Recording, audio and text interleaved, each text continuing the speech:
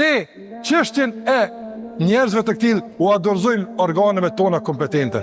Elhamdulillah kemi shtetin ton sot. Elhamdulillah kemi vendin ton. Kemi instituta që kujdesen për siguri.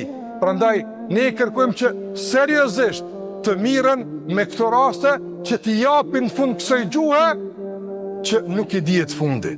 Nuk i dihet përfundimi. Allah na ruaj nga sherri të këtillve.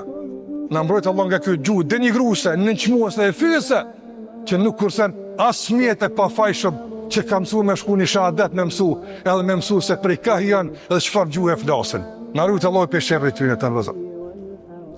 Ne do të vazhdojmë rrugës së pejgamberit ton alayhi salatu wasallam. Veçanërisht këto ditë edhe shënohet lindja e tij alayhi salatu wasallam, ku ne e përkujtojmë në forma të ndryshme, jo vetëm këtë muaj edhe gjithmonë, atë që tha Zoti për te, wa ma arsalnaka illa rahmatan lil alamin. Ne ty të kemi dërguar vetëm mëshirë. Do të mbetemi mëshirë për ignorantët. Do të mbetemi ata që falin, por jo ata që janë naiv, jo ata që janë ignorant, jo. Do të mbetemi vigjilent, sy hapur, sy qel, ka çdo tendencë për të na tjetërsuar, e deformuar, e shkatruar, e dëbuar, e ku e di çfarë qëllime tjera, nga se nuk është përpjekja e parë të ndëzër. Ka pas para kësaj përpjekje hala më të fuqishme, hala më të organizuara, i dini ju shumë mirë historikisht, por ka dashur Allah kemi mbjetuar dhe kemi vazhduar, dhe do të vazhdojmë.